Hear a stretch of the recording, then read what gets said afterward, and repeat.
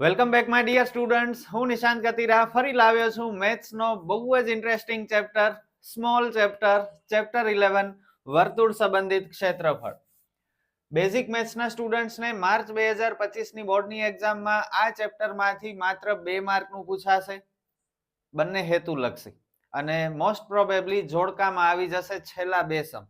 Okay, બહુ easy છે, માત્ર ફોર્મ્યુલા યાદ રાખશો તો કદાચ કામ થઈ જશે, પણ માત્ર ફોર્મ્યુલા નહીં, થોડા ઈઝી सम्सની પણ આપણે પ્રેક્ટિસ કરશું, જેથી કરીને પૂરા 2 માર્ક આપણને મળી જાય. ઓકે, સ્ટાન્ડર્ડ મેથ્સના સ્ટુડન્ટ્સની વાત કરીએ તો 4 માર્કનું વેઇટેજ છે, જેમાં 1 માર્ક ઓબ્જેક્ટિવનો હેતુલક્ષીનો અને 3 માર્કનો એક વિભાગ સી માં સમ હશે. બહુ ઇન્ટરેસ્ટિંગ હશે, ઈઝી સમ હશે, કારણ કે લિમિટેડ सम्स છે, લખેલા 10-12 सम्स કરવાના છે. સ્વાધ્યાય 11.1 માં 14 સમ છે માત્ર, એમાંથી એક તો ઓબ્જેક્ટિવ છે, બાકી બહુ નાના 1-2 ઓબ્જેક્ટિવ નીકળી જશે, એટલે 8-10 3 માર્ક જેવા सम्स છે. અને ઈઝીલી તમે આ ચેપ્ટર જો અત્યારે સરખી રીતે ભણશો, મારા વિડીયોઝ બધા સારી રીતે શીખશો, જોશો અને શીખશો સ્ટાન્ડર્ડ મેથ્સના સ્ટુડન્ટ્સ, તો એક્ઝામ ટાઈમે માત્ર અડધી કલાક આપવાથી તમારા 4 માર્ક રોકડા થઈ જશે. અને સ્ટાન્ડર્ડ બેઝિક મેથ્સ વાળા સ્ટુડન્ટ્સ, આજનો આ વિડીયો ઇન્ટ્રોડક્શનનો, જેમાં બધા જ સૂત્રની આપણે ચર્ચા કરશું, કયો સૂત્ર કેવી રીતે બને છે એ પણ આપણે સમજશું. તો 1 સેકન્ડ પણ ભગાવ્યા વગર જોઈ લેશો તો 2 માર્ક થઈ જશે તમારા. સમજી ગયા? સ્ટાર્ટ કરીએ વિધાઉટ વેસ્ટિંગ એની ટાઈમ. ચેપ્ટર 11 વર્તુળ સંબંધિત ક્ષેત્રફળ, ઇન્ટ્રોડક્શન એન્ડ ફોર્મ્યુલાસ. સૂત્ર સારા એવા છે આ ચેપ્ટરમાં, પણ ઈઝી છે.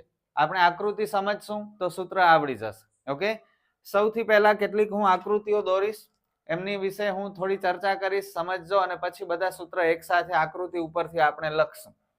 જુઓ, સૌથી પહેલા આ મેં એક વર્તુળ દોર્યું. ઓકે,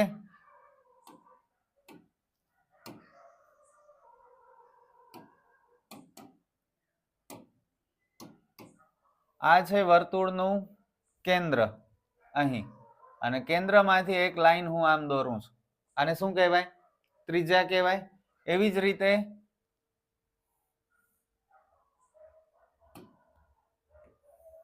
આ બીજી ત્રિજ્યા, કેન્દ્રથી વર્તુળ સુધીનો લીટો ત્રિજ્યા, તમને ઓલરેડી ખબર છે. તો આ 2 ત્રિજ્યાઓ દોરી મેં. હવે ત્રિજ્યા દોરવાથી અહીં જુઓ 2 બિંદુ બને, એક બિંદુ એ, બીજો બિંદુ બી. આ એ અને બી બિંદુ પર ની વચ્ચે આ વર્તુળનો જે ભાગ છે ને, આ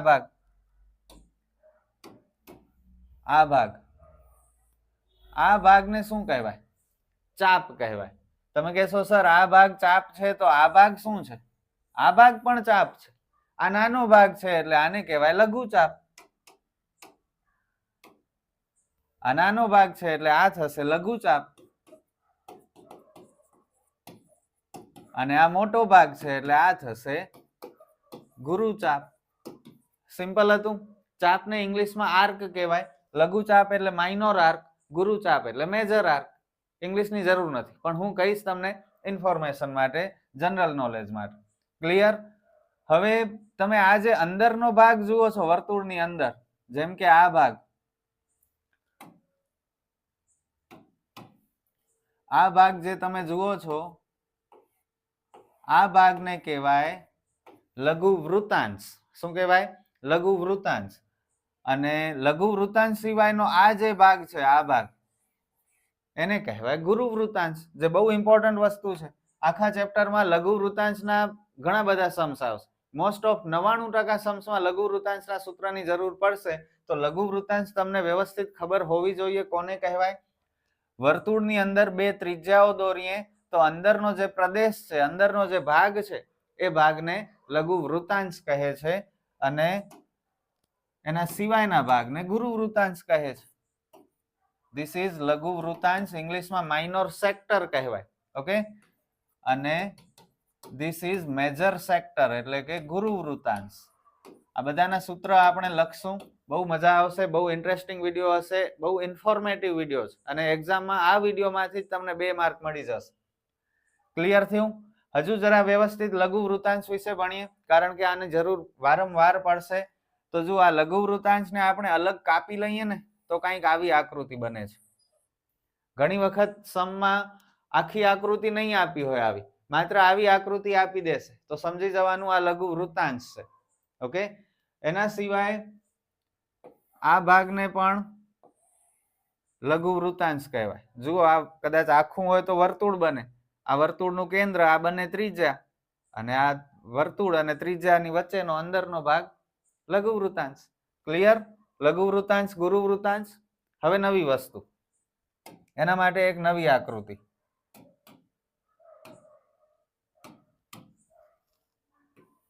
what is this? This is a circle. Okay, એક વર્તુળ છે. વર્તુળની અંદર આ ત્રિજ્યા,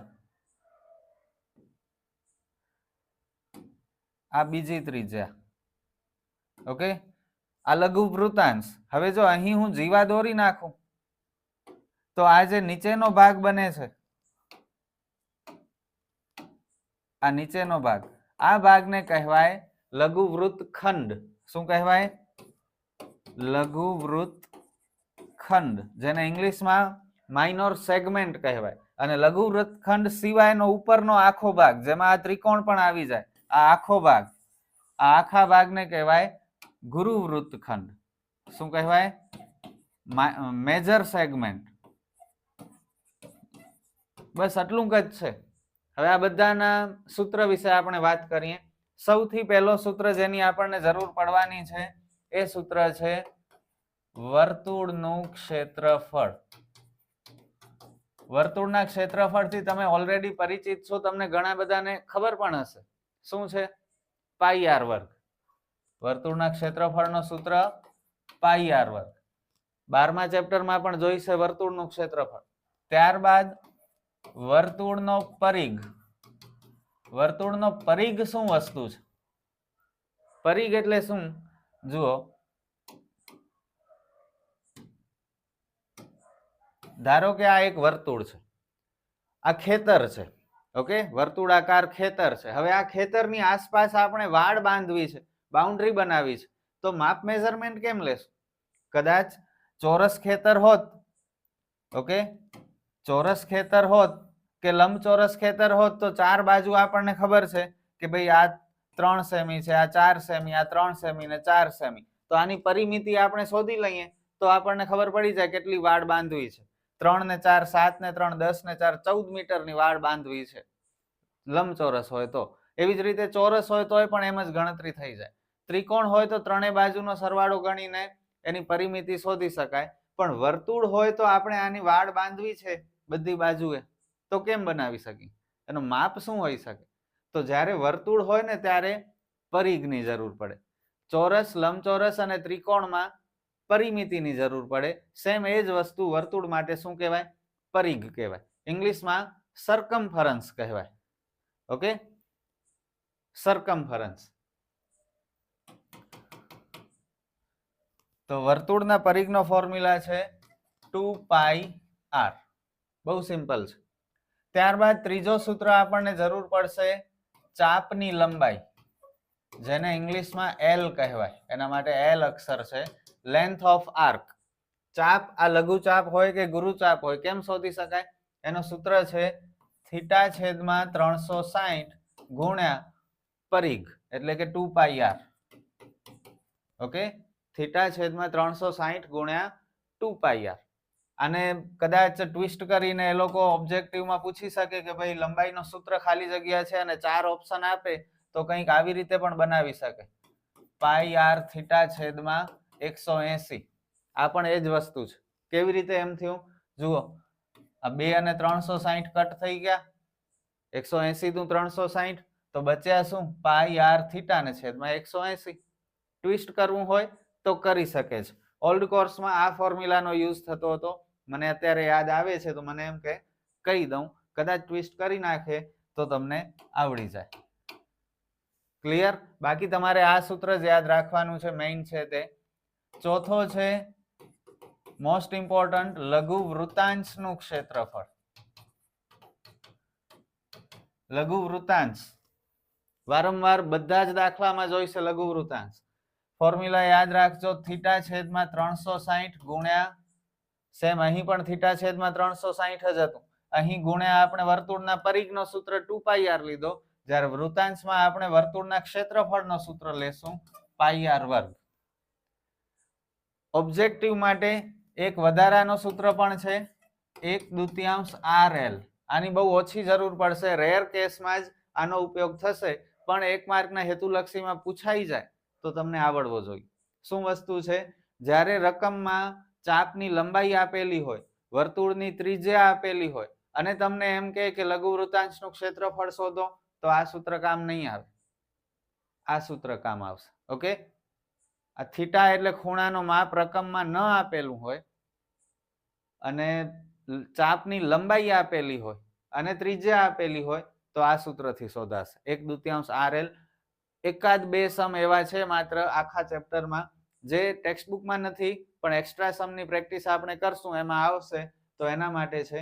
બાકી આ મેઇન ફોર્મ્યુલા છે. મોસ્ટ ઓફ સમ આપણે θ/360 ગુણ્યા πr વર્ગથી કરશું.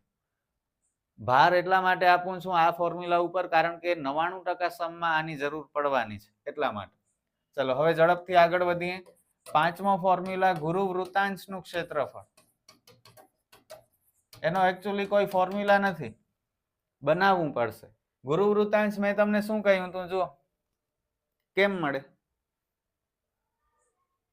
આ આખા વર્તુળમાંથી આ લઘુ વૃતાંશ આપણે જો માઇનસ કરી નાખીએ તો ગુરુ વૃતાંશ મળશે.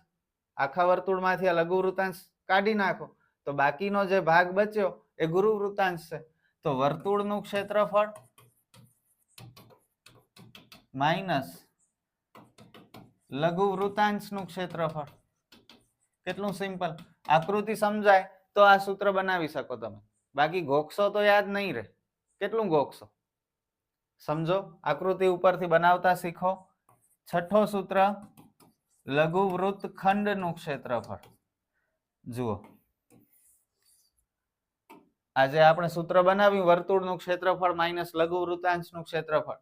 એને આપણે આમ પણ લખી શકીએ, વર્તુળના ક્ષેત્રફળનો સૂત્ર એટલે πr વર્ગ અને લઘુ વૃતાંશનું ક્ષેત્રફળ એટલે θ/360 ગુણ્યા πr વર્ગ. આવી રીતે બનશે ફોર્મ્યુલા, પણ એકચ્યુઅલી આપણે આકૃતિ ઉપરથી જ નક્કી કરવાનું બધું. હવે મને લઘુ વૃત્તખંડનું ક્ષેત્રફળ તમે કહો તો, આ આકૃતિને જોઈને તમે કહો હું કેમ બનાવું. મને નથી આવડતું, તમારો મગજ કામ કરે છે. લઘુ વૃત્તખંડનું ક્ષેત્રફળ, લઘુ વૃત્તખંડ એટલે ખાલી આ ભાગ. કેમ થશે બોલો? સર આ લઘુ વૃતાંશ અમને દેખાય છે, આ ભાગ આ લઘુ વૃતાંશ છે. અહીં આપણે જીવા દોરી નાખી એટલે આ ભાગ લઘુ વૃત્તખંડ થાય છે. તો આ લઘુ વૃતાંશનું ક્ષેત્રફળ પહેલા શોધીએ, પછી આપણે આ ત્રિકોણનું ક્ષેત્રફળ શોધીએ. આખા લઘુ વૃતાંશમાંથી આ ત્રિકોણ માઇનસ કરી નાખીએ તો લઘુ વૃત્તખંડ મળી જાય. આટલું તમે વિચારી શકતા હો આવી રીતે તો તમને જોરદાર માર્ક આવશે. અને એના માટે મગજ શાંત જોઈશે, જરા પણ ડર નહીં જોઈએ મગજમાં. કોન્ફિડન્સ રાખશો એટલું વધારે મગજ સારી રીતે કામ કરશે. બાકી આમાં છે શું જુઓ, લઘુ વૃતાંશનું ક્ષેત્રફળ, એમાંથી ત્રિકોણ કાઢી નાખો એટલે નીચેનો ભાગ બચશે લઘુ વૃત્તખંડ.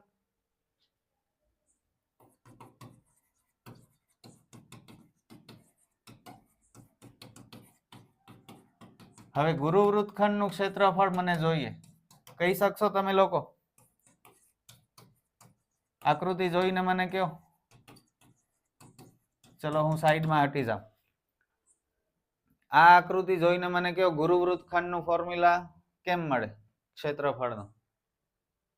આવડતું હોય તો કમેન્ટમાં કહેજો કે સર તમે પૂછ્યું હતું ને ત્યારે અમને આવડતું હતું, આકૃતિ ઉપરથી અમે બનાવી લીધું. કેમ થશે? ગુરુ વૃત્તખંડ એટલે શું? આ લઘુ વૃત્તખંડ સિવાયનો ભાગ. તો શું કરશું? પહેલા આખા વર્તુળનું ક્ષેત્રફળ શોધશું, એમાંથી આ લઘુ વૃત્તખંડ બાદ કરી નાખશું તો બાકીનો ભાગ મળી જશે જે ગુરુ વૃત્તખંડ છે. વર્તુળનું ક્ષેત્રફળ માઇનસ લઘુ વૃત્તખંડનું ક્ષેત્રફળ. કેટલું ઈઝી. ત્યારબાદ આઠમો સૂત્ર. મોસ્ટ ઓફ અહીં પૂરા થયા. હવે 3 નાના સૂત્ર છે અને એ 3 સૂત્ર છે ત્રિકોણ રિલેટેડ. સૌથી પહેલા આપણે ત્રિકોણનું ક્ષેત્રફળ જોઈએ, જે ઓલરેડી તમને ખબર છે. શું છે ત્રિકોણનું ક્ષેત્રફળ? બોલો. 1/2 ગુણ્યા પાયો ગુણ્યા વેધ. કેટલું સિમ્પલ, ઓલરેડી તમને ખબર હતી. ત્રિકોણની જરૂર પડશે. ઓકે, આ રહ્યો જુઓ ત્રિકોણ.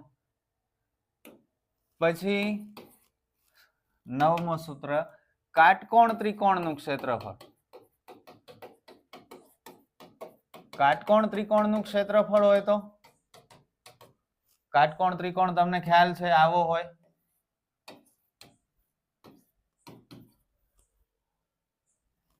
અહીં કાટખૂણો છે તો આ કર્ણ થશે, અને આ OA અને OB કાટખૂણો બનાવતી બે બાજુઓ થશે.